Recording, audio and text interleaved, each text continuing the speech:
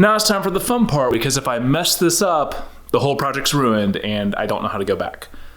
So, no pressure.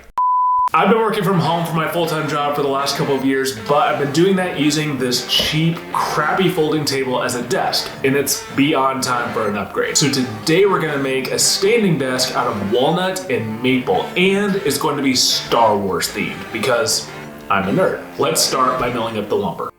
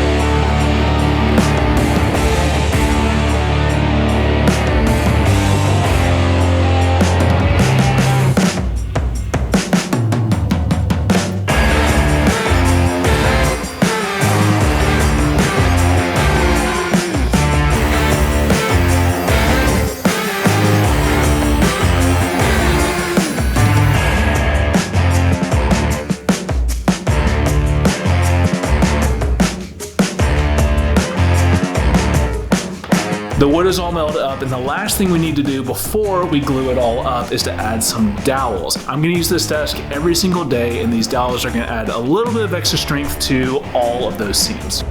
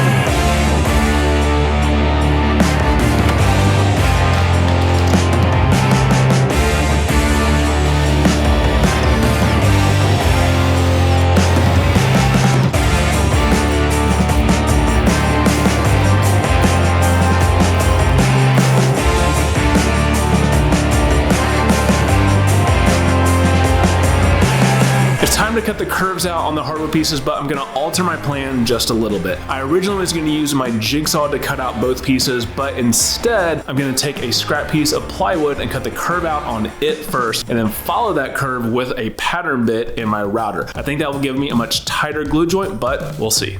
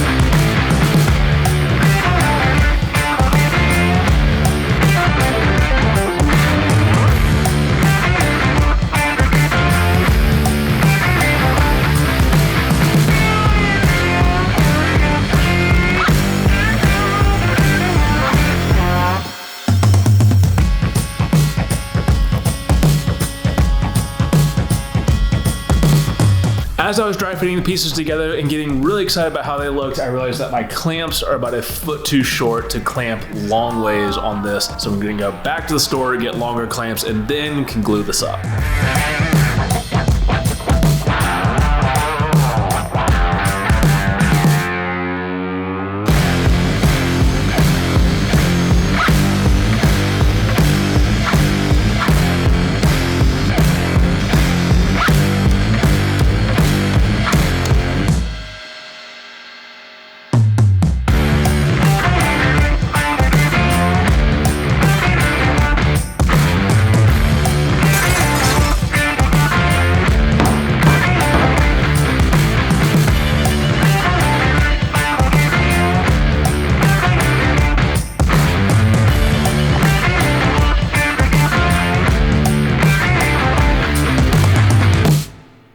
So that was stressful. The dowels were supposed to add strength, but they definitely made the glue up a lot more complicated than I was anticipating. And I'm a little bit worried that the glue may have dried too much before I really got everything tightly together. So we may have to come back and add some additional strength to the joints, but we'll have to see once it's out of the clamps.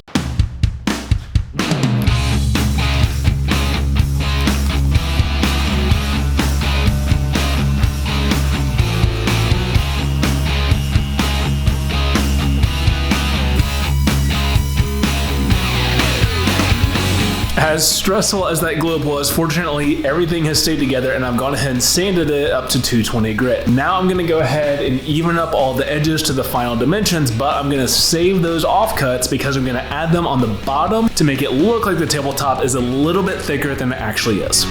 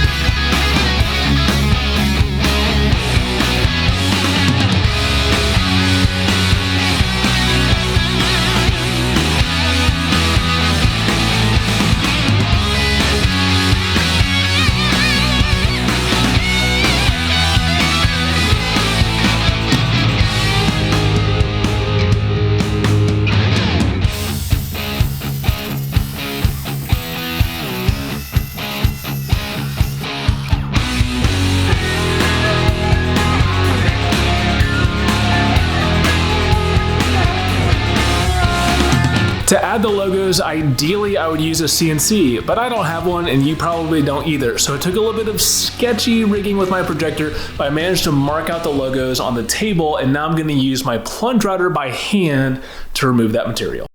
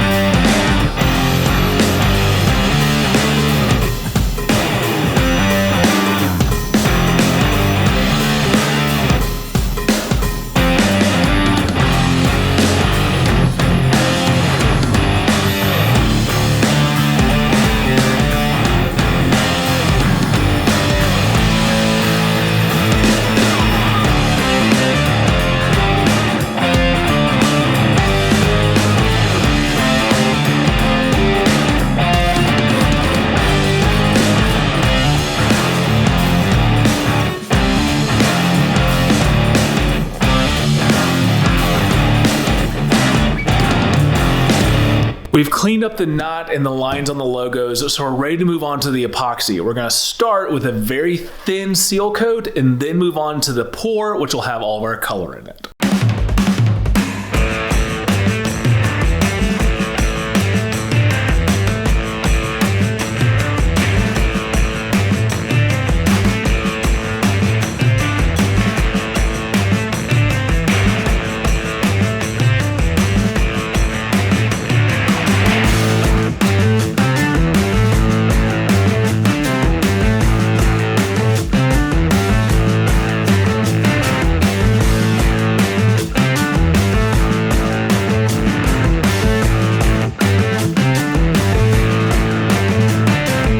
The seal coat is now dry, and I've gone ahead and scuffed it up with some sandpaper, and then I put some hot glue around the whole logo to catch any epoxy overspill, and I've dammed up the sides between the two colors. Now it's time for the fun part where I do the pour, because if I mess this up, the whole project's ruined and I don't know how to go back.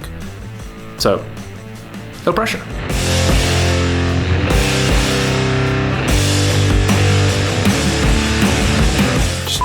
Just some more epoxy I've ever seen.